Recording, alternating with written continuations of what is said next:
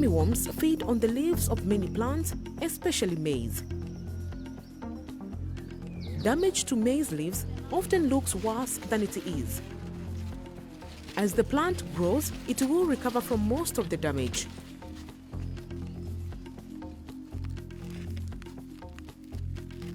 Damage to the ears is less common but can be serious. Fortunately, most armyworms die before they can do too much damage.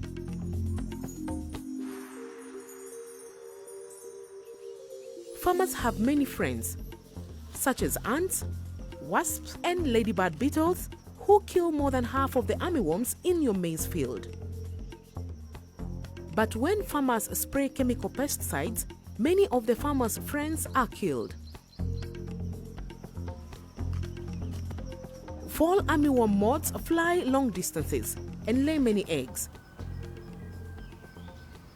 which hatch into armyworms. These armyworm caterpillars hide deep within the maize wall where pesticides often can't reach them, but farmers' friends can. So if you kill the farmers' friends, even more fall armyworms will survive.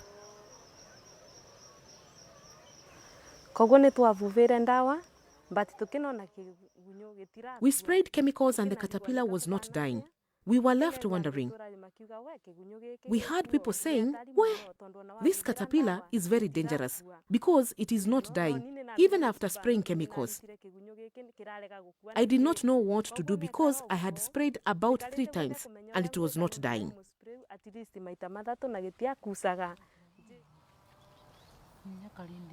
In this video, we will learn how to kill fall armyworms in a natural way.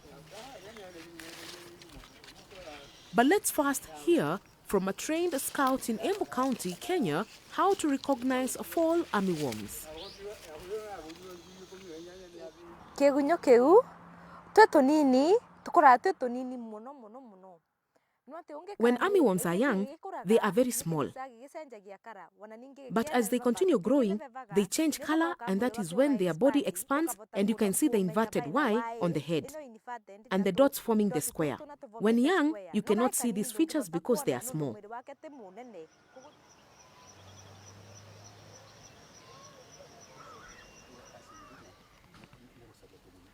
The adult of the fall armyworm is a moth, which is active mainly at night.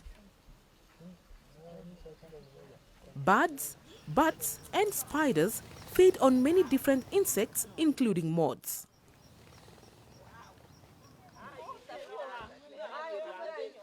At farmer field schools, members are trained to recognize the many beneficial insects in their fields.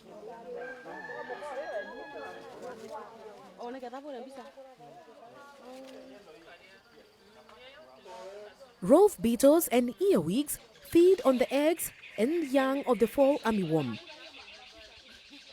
Earwigs like to hide in the maize husks.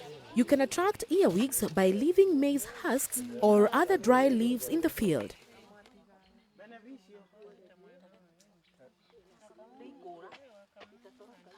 Ladybird beetles eat the eggs and young armyworms.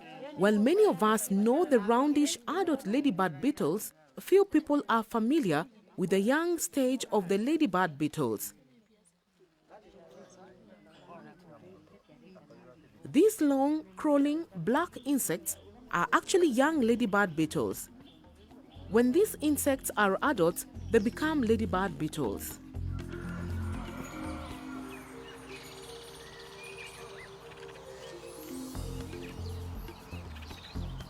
By keeping trees, hedges, and wild flowering plants around your field, you give farmers' friends a place to live and feed. By the time your maize crop starts to grow, these good insects will move into your field to help control fall armyworms and other insect pests. Ants are particularly effective because they are present all the time and there are many of them. Ants hunt and kill fall armyworms even when the worms are hiding inside the wall. Let us listen to John Fundi, an innovative farmer from Embu County in Kenya, about how he attracts ants in his maize field.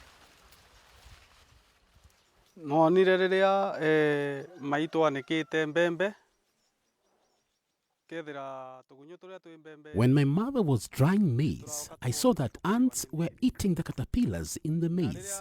And whenever she places cooking fat, I see that ants like the cooking fat a lot.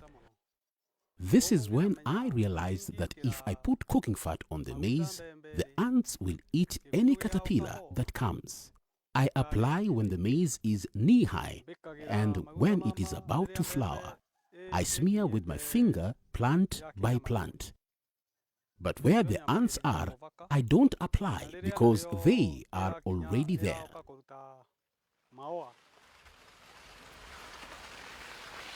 At first, John smears the fat at the base of the stalk, but when the ears develop, he smears the fat at the base of the stalk and 1 meter high on the stalk.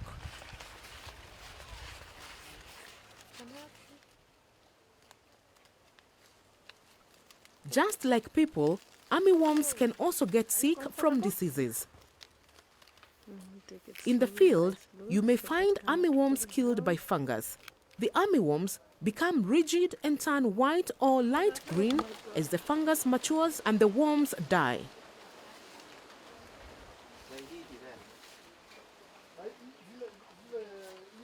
As farmers' friends may not kill all the fall armyworms, check your field twice per week.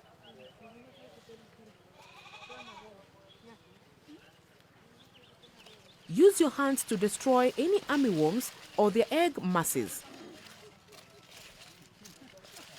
Do this at least until the plants are 6 weeks old, as that is when they are most vulnerable.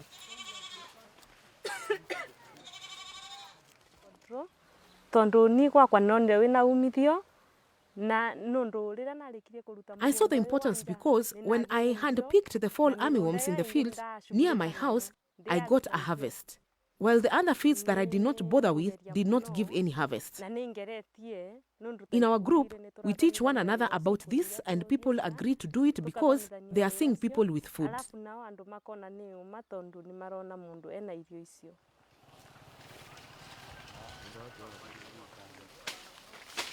Some farmers also use locally available plants that do not cost them anything. Mr. Aaron Jage shows us how to prepare a local concoction to spray half a hectare of maize. Collect a handful of wild marigold, a handful of young chaforosia shoots, and some aloe vera leaves. Also pick a handful of ripe chilies. Kidonjo na gekere nundu na kiongere nundu ni kindu ki very strong. I decided to put aloe vera because it is very strong. I also add wild marigold because its smell repels the moth. And the hot pepper adds bitterness, which gives extra strength to the mix.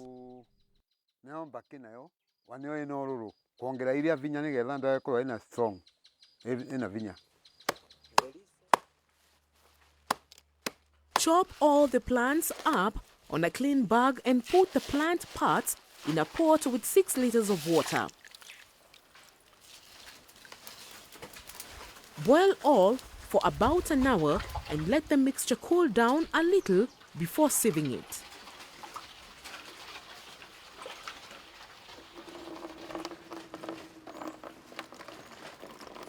While the mixture is still nicely warm, add a small package of tobacco snuff and stir for about 5 minutes.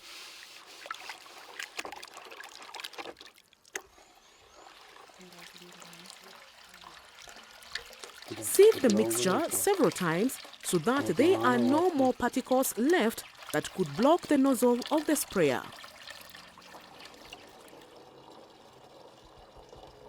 After filling a 5-liter jar with the mix, close the jar and place it in the shade.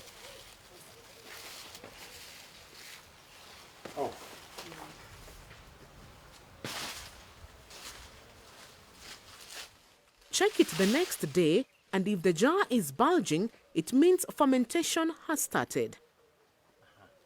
Pinch a small hole in the lid so that any gas can escape.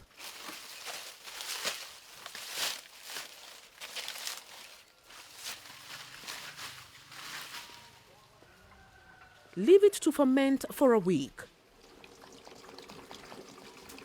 Now it is ready to be used as spray.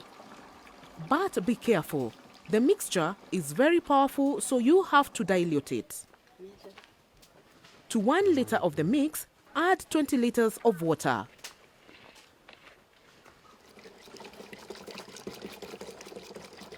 Aaron also adds half of a small sachet of washing powder.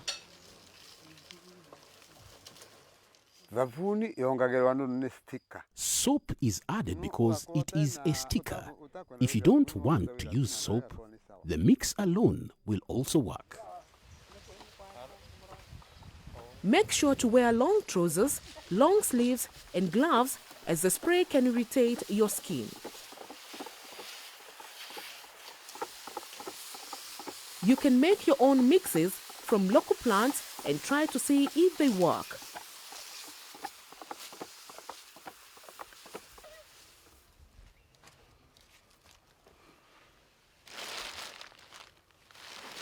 Nefat Njagi modified an old pest control method whereby farmers controlled caterpillars with ash and tobacco.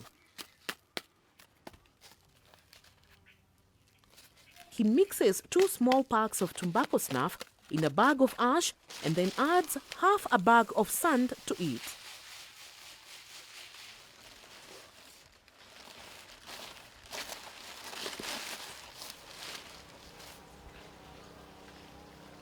With a canister, Nefat sprinkles a small amount of the mixture in each whorl of damaged plants.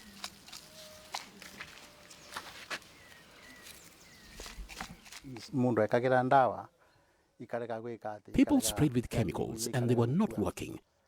As the armyworms did not die, I decided to use tobacco, ash and sand. The sand helps the mixture go deep down in the plant where these worms hide. Then the caterpillars started dying. Where I applied, the crop matured well, and where I did not apply, there was damage.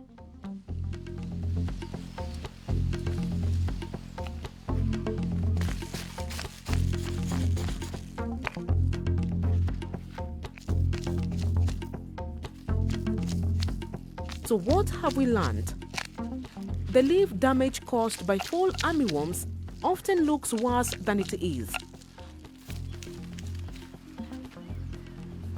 Birds, spiders, rove beetles, ants, wasps, and diseases kill the fall armyworm and can greatly reduce its damage.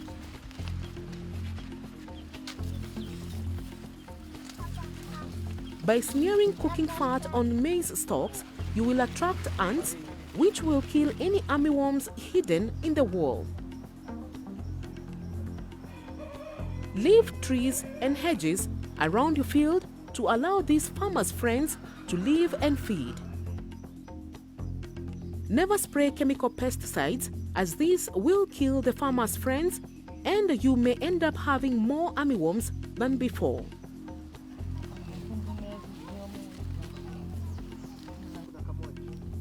Check your field twice per week at least for the first 6 weeks and destroy any egg masses and armyworms.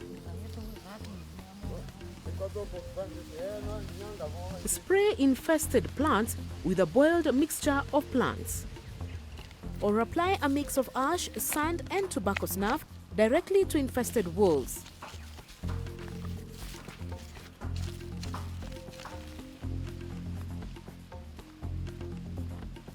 By making best use of farmers' friends and local plants on the farm, nature will help you control the fall armyworm and reward you with a good and healthy crop.